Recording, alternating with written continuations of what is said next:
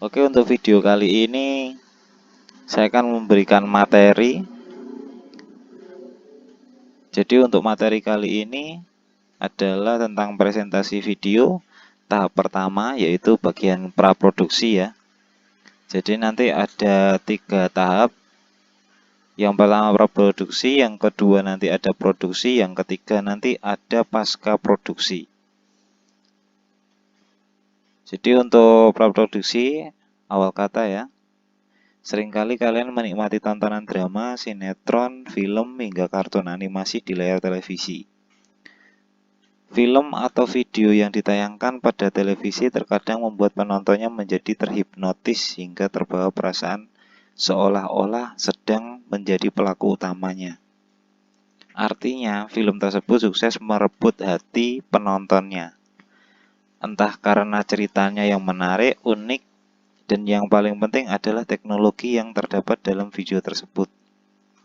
Jadi, di dalam sebuah film harus bisa menarik penontonnya ya.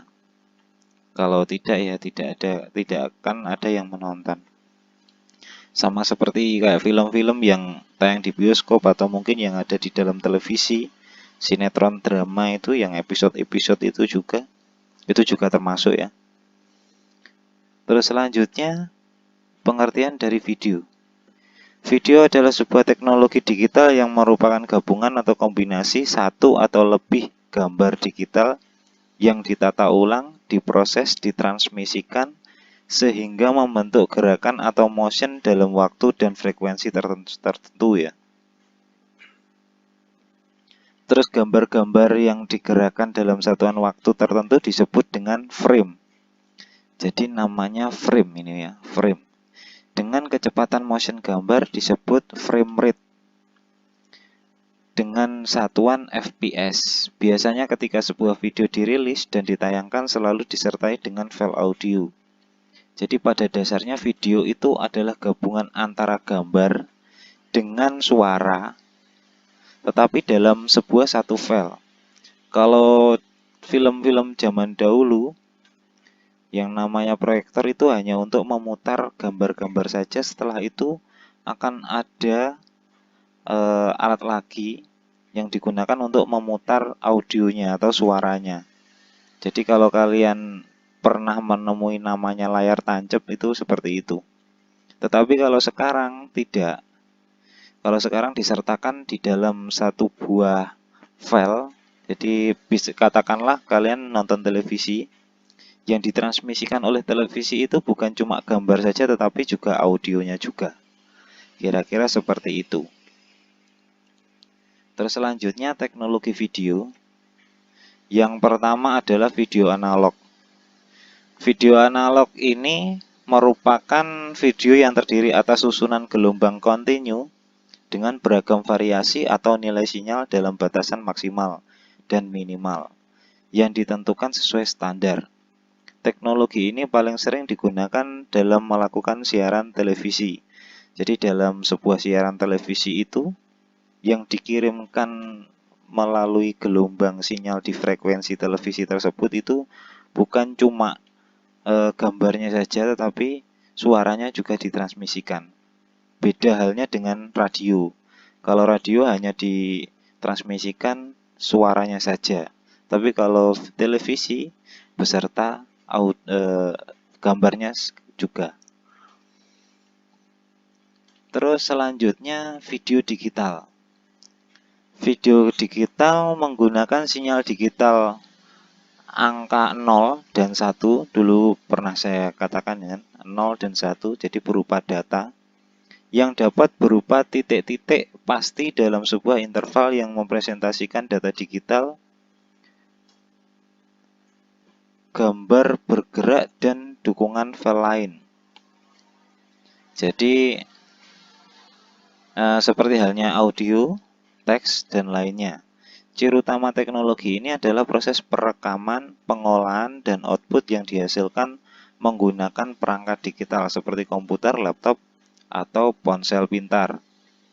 Jadi video digital ini kalau yang sekarang ditayangkan oleh televisi kabel ya, televisi digital itu ya.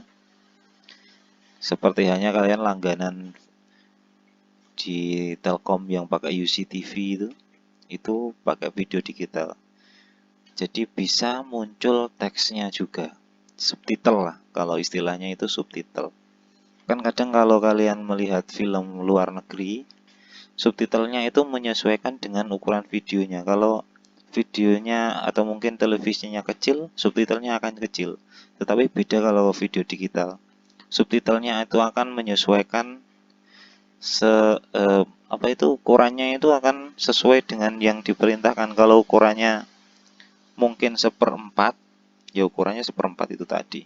Kira-kira seperti itu. Terus urutan pembuatan presentasi video yang pertama, identifikasi dan analisis masalah. Yang kedua, menciptakan ide atau gagasan.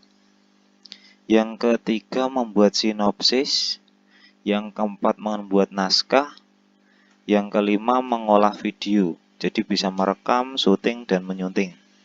Jadi diidentifikasi masalah, identifikasi atau analisis masalah ini seperti halnya kalau kalian disuruh untuk membuat sebuah video, kalian harus bisa menentukan video apa yang ingin kalian buat. Setelah kalian bisa menentukan idenya atau temanya, kalian bisa menciptakan ide atau gagasannya. Contoh aja, kalian ingin mengiklankan sebuah minuman mineral, minuman air mineral. Kira-kira apa yang ingin kalian tonjolkan di situ? Bisa bentuknya botol atau mungkin kemasannya, atau mungkin airnya, kandungan-kandungan nutrisi di dalam airnya tersebut. Itu nanti bagaimana bisa kalian masukkan di bagian ide atau gagasan. Setelah itu membuat sinopsis. Jadi membuat ceritanya bagaimana, cerita di dalam video tersebut. Setelah itu membuat naskahnya.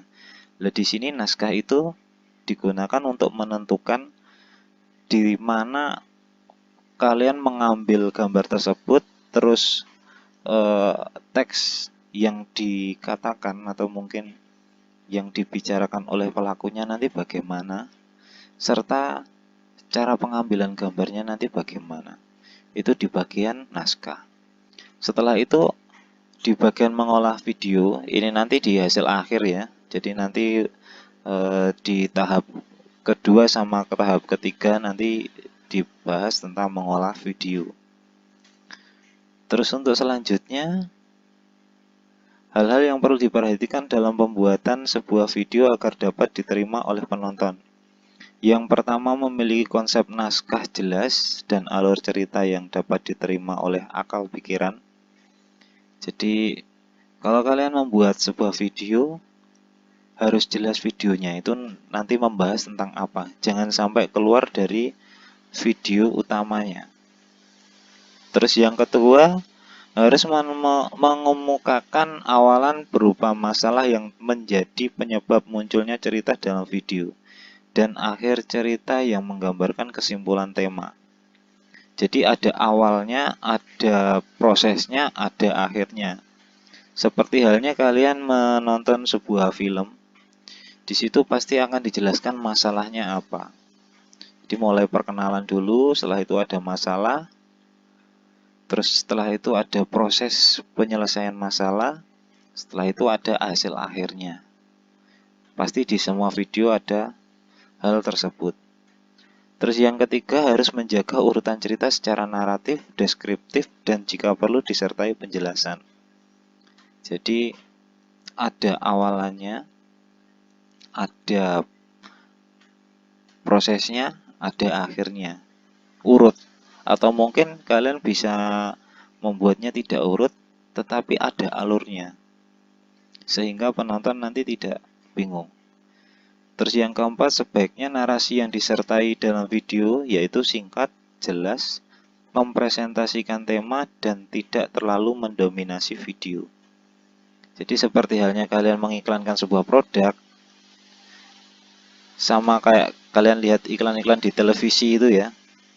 Iklannya kan pasti ada orang yang ngomong tapi tidak kelihatan orang yang ngomong itu seperti apa. Itu namanya narasi. Kira-kira seperti itu. Terus yang kelima, alangkah baiknya jika menggunakan beberapa referensi seperti jurnal, kesaksian pakar atau ilmuwan, dan kajian riset. Sebelumnya, apabila tema yang diangkat adalah berupa jasa atau produk jadi. Seperti halnya kalian nonton nonton televisi di televisi lokal, seperti halnya di The Ho atau mungkin di JTV atau mungkin di mana. Kalian pasti melihat iklan yang mempresentasikan sebuah produk seperti halnya jamu atau mungkin obat herbal, pasti akan menayangkan kesaksian dari pakarnya. Jadi mungkin dari dokter atau mungkin dari orang yang sudah memakainya, itu nanti pasti ada. Setelah itu, pada beberapa kasus bagi pemula yaitu berkecimpung dalam teknologi video, sebaiknya tidak menggunakan metode perekaman gambar yang kompleks atau sulit. Sederhana saja tetapi mewakili konsep ide yang digagasnya, serta terjamin kualitasnya. Jadi untuk pengambilan gambar nanti, ya, usahakan jangan terlalu terpaku sama mungkin kalian pengen merekam dengan pemandangan yang indah. Kalau bisa fokusnya tetap di produk yang ingin kalian tonjolkan, bukan pemandangannya, atau mungkin waktu ngeditnya kalian kasih efek-efek gitu. Kalau efeknya terlalu banyak, apa yang ingin kalian sampaikan itu nanti tidak akan masuk ke penontonnya atau yang nonton video kalian. Penonton pasti akan bingung. Sebenarnya kalian itu ingin memberitahukan sebuah produk atau ingin menunjukkan kalau kalian bisa mengedit video gitu. Jadi ini yang sering terjadi. Kadang ingin videonya bagus sekali. Ya bagus sih bagus, tapi kalau produknya tidak terlalu kelihatan ya bukan bagus lagi. Pasti membingungkan. Apalagi dengan narasi yang terlalu berbelit-belit seperti itu. Terus selanjutnya, karakteristik sebuah video. Yang pertama, memaparkan permasalahan yang terjadi atau tema pokok yang diangkat. Ini pasti.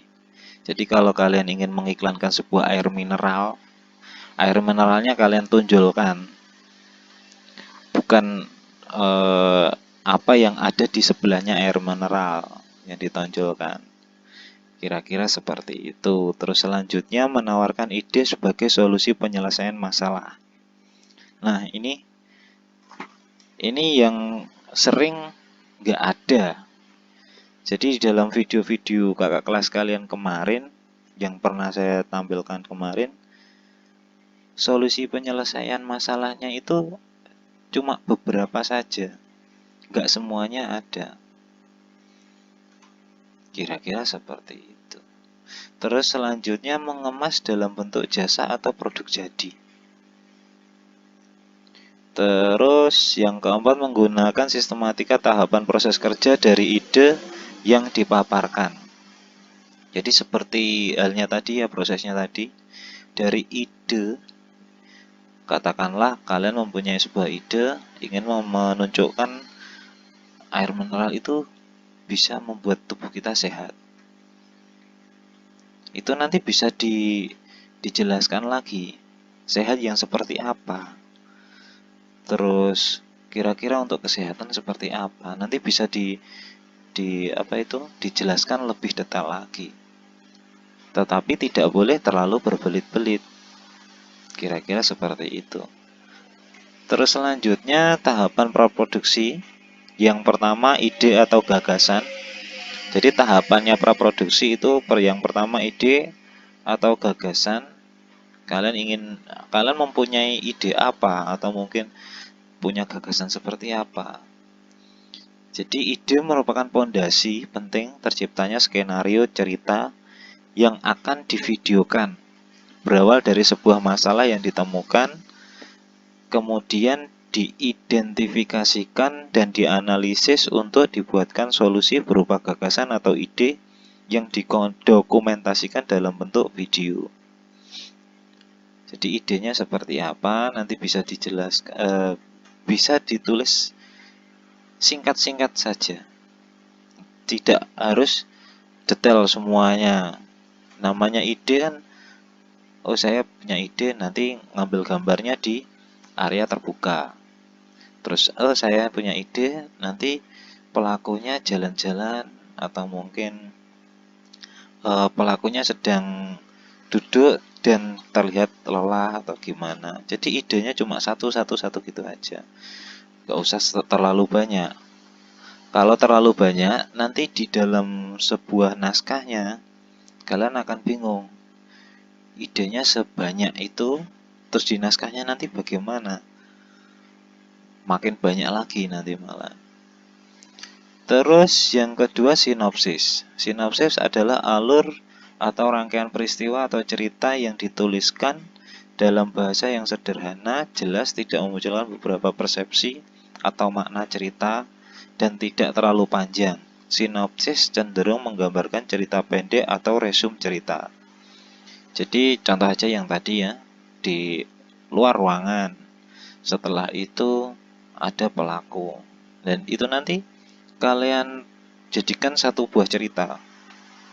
Sedang jalan-jalan pagi, setelah itu dia merasa kelelahan. Terus setelah merasa kelelahan, dia melihat sebuah botol air mineral di atas apa itu namanya, ya di pinggir jalan itu. Terus dikasih apa itu waktu pengambilan gambarnya kayak embun-embun, terus air menetes, kelihatan segar gitu. Itu kan akan menarik itu nanti. Terus selanjutnya tahapan praproduksi yang ketiga, naskah. Setelah membuat sinopsis cerita yang diangkat dalam video, selanjutnya dalam mengembangkannya menjadi rangkaian cerita yang urut. Naskah dapat ditulis dalam bentuk teks sebagai pendukung narasi percakapan aktor atau pelaku cerita. Selain itu, dapat dilengkapi dengan adegan per adegan dalam bentuk stek gambar yang menyimulasikan tahapan adegan dalam video. Pernah gak sih kalian nonton behind the scan sebuah film? Nah, di situ si aktor pasti mengulangi adegan satu. Itu nggak mungkin satu atau mungkin dua, nggak mungkin satu dua kali saja pengambilan video itu sudah jadi. Pasti banyak sekali. Karena di dalam adegan tersebut, contoh aja seseorang mengambil botol di pinggir jalan, ya. mengambilnya dengan cara di kayak menji apa itu, ambilnya cepat sekali, deset gitu. Pasti kan yang kemungkinan botol terdorong ada, kemungkinan botol tidak terpegang dengan semestinya ada. Jadi butuh berkali-kali pengambilan gambar. Nah, hal seperti itu yang nanti dirumuskan di dalam sebuah adegan. Jadi adegan satu, oh gagal. Jadi adegan satu belum selesai, adegan satu lagi, sampai hasil yang kita inginkan tercapai. Itu pengambilan video yang bagus. Kira-kira seperti itu. Terus selanjutnya, contoh naskah drama. Contohnya dari masalah ya. Masalahnya, bagaimana agar suhu ruangan di bawah 30 derajat Celcius. Ini masalahnya.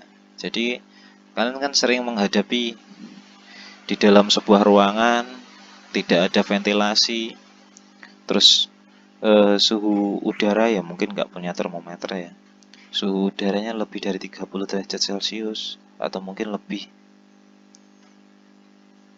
Ini kan juga termasuk masalah ya kan? Masalahnya ini. Setelah itu ide atau gagasan. Idenya membuat skenario seorang sedang kebingungan setelah melihat termometer ruangan menunjukkan suhu di atas 30 derajat.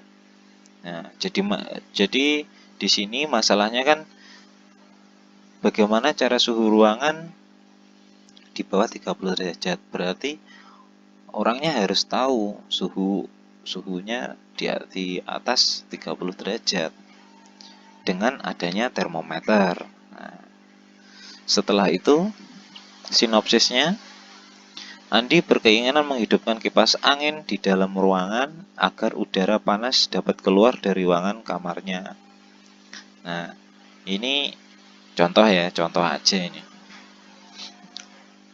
Bisa saja kalian rubah menjadi AC, atau mungkin kalian punya namanya blower, atau mungkin minum apa itu? Minum es. Itu kan juga mendinginkan juga. Nah, setelah itu kalian jadikan naskah. Naskahnya contohnya ini INT.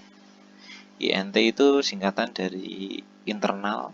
Internal berarti di dalam sebuah ruangan, ruangannya namanya kamar. Jadi ada INT, ada EXT, terus ada apa lagi ya kemarin. Ya nanti kalian bisa cari tahu sendiri di dalam sebuah naskah, istilah-istilah dalam sebuah naskah. Di sini contohnya di dalam ruangan, pelakunya namanya Andi dari sinopsis itu tadi. Kalau mungkin sinopsisnya kalian kasih dua nama nggak apa-apa, atau mungkin di sinopsis satu nama, setelah itu adegannya ada dua nama, dua orang, nggak apa-apa. Terus intro, nah banyak sekali kan, dari masalahnya suhu di atas 30 derajat, ada prosesnya Andi menghidupkan kipas angin, di naskahnya dijelentrehkan semua, dijelaskan semua. Di sini contohnya di naskahnya waktu menunjukkan pukul 11.00.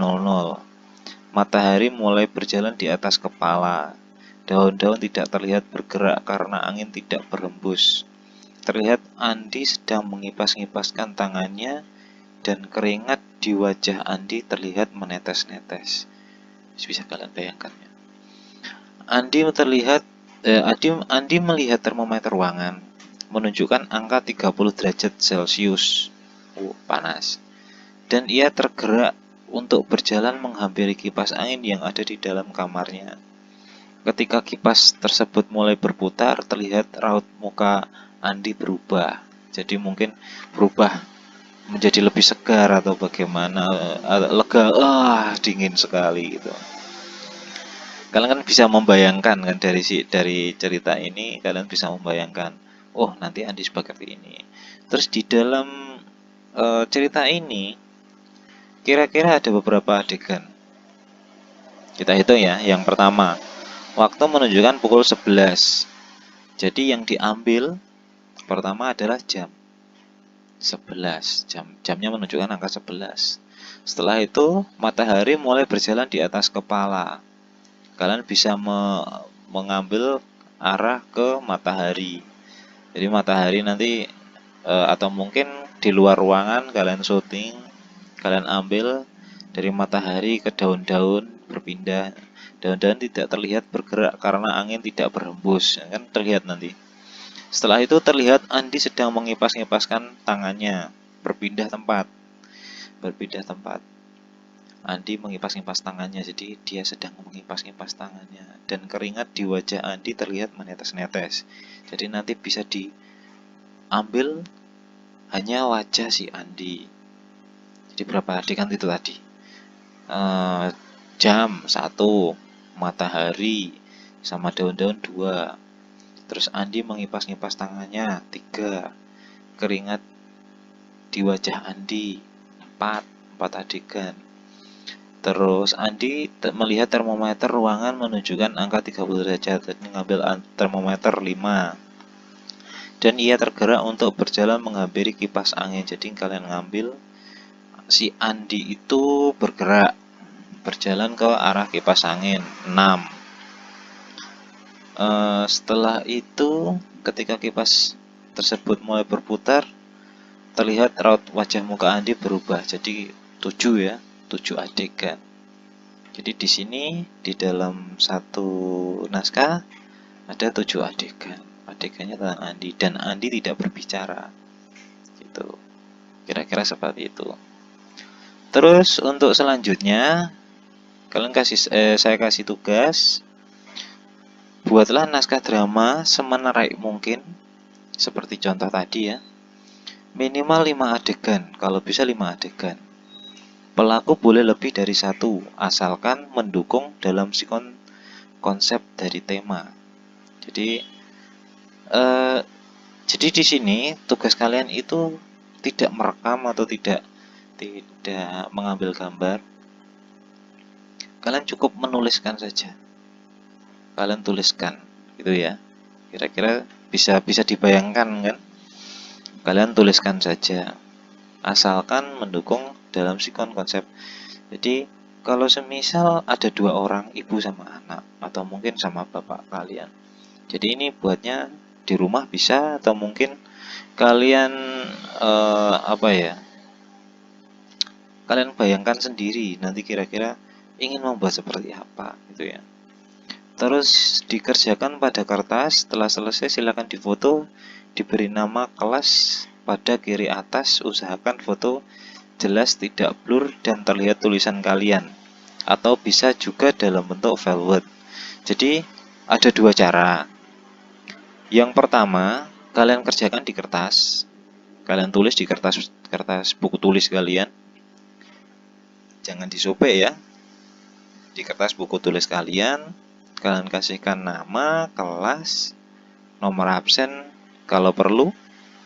Setelah itu di bawahnya dikasih naskah kalian. Kira-kira satu lembar cukup ya. Gak usah banyak-banyak, 1 lembar. Mungkin nggak sampai 1 lembar seperti tadi contohnya. Ada masalahnya, terus ada sinopsisnya, ada naskahnya, kira-kira seperti itu. Atau mungkin kalian bisa membuat di file Word. Jadi di Microsoft Word, atau mungkin di ponsel pakai WPS Office itu ya, atau pakai Google Docs, nggak apa-apa, terserah kalian. Kalian buat urutannya juga sama seperti di kertas itu tadi. Tapi bedanya kalau yang di kertas tadi kalian foto, kalian jadikan PDF. Biasanya kalau foto kan jadi JPG ya kan, jadinya PDF. Caranya banyak sekali. Bisa kalian foto, setelah itu kalian buka Office Word, atau mungkin pakai Google Doc, kalian save as jadi PDF, itu bisa. Atau kalian simpan jadi Word juga nggak apa-apa. Jadi fotonya itu tadi kalian masukkan di Word juga nggak apa-apa. Setelah itu upload file kalian, foto atau file kalian, pada alamat simcomdik.rf.gd yang kemarin ya, yang kalian gunakan untuk ujian kemarin. Isi nama, pilih kelas, dan upload file.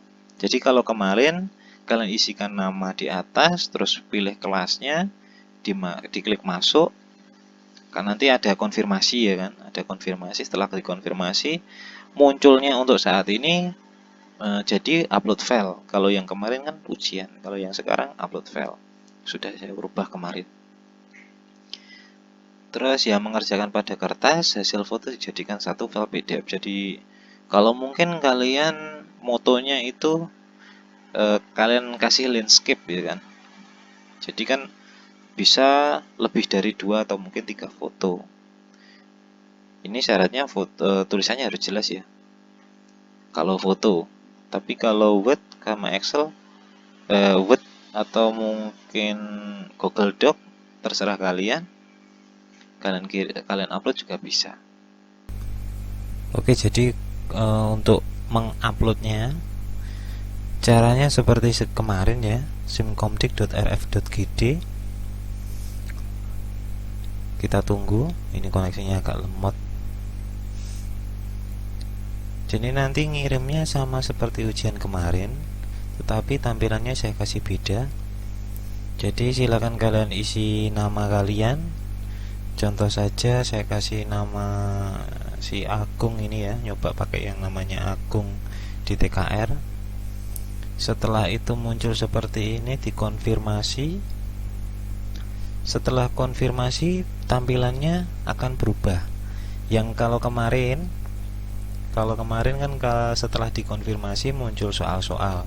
Ini saya rubah jadi file upload. Setelah muncul tampilan seperti ini, nanti silakan diklik choose file, pilih file yang ingin kalian upload. Jadi ada dua jenis file ini ya, DOCE, DOC atau PDF. Selain ini nanti nggak bisa, walaupun nanti sudah terpilih tapi diupload nanti akan gagal, otomatis gagal. Terus berikutnya silakan dipilih filenya, contoh saja informasi cache ini ya. Kalau sudah diklik upload, nanti file akan muncul di bawah sini. Nah ini tandanya file kalian sudah terupload pada pada tanggal ini jam sekian. Sekarang jam 10 ya, 10 malam. Jadi kira-kira seperti ini. Terus kalau sudah diklik selesai. Terus begini, kalau semisal kalian sudah merasa upload tetapi kalian belum yakin, kalian bisa ulangi lagi.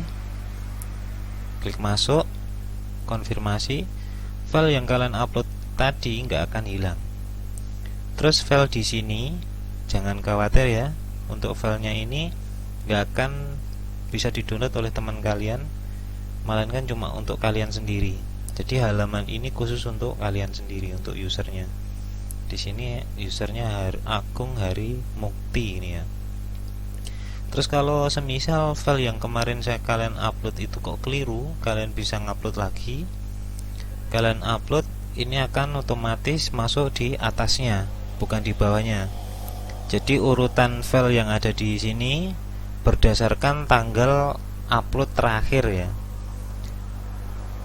Ini ya contohnya, di sini file yang pertama tadi diupload jam 21.55, sementara yang barusan diupload jam 21.57. Kira-kira seperti itu. Nanti kalau ada pertanyaan atau mungkin ada kesulitan, bisa WA yang ke nomor kemarin ya, yang di video kemarin. Kalau begitu sudah selesai.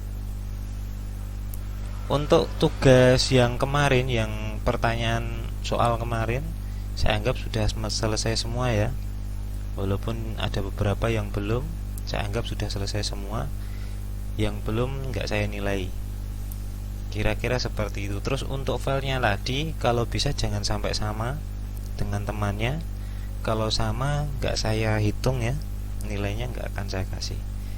Kira-kira seperti itu. Sekian untuk video kali ini. Wassalamualaikum warahmatullahi wabarakatuh.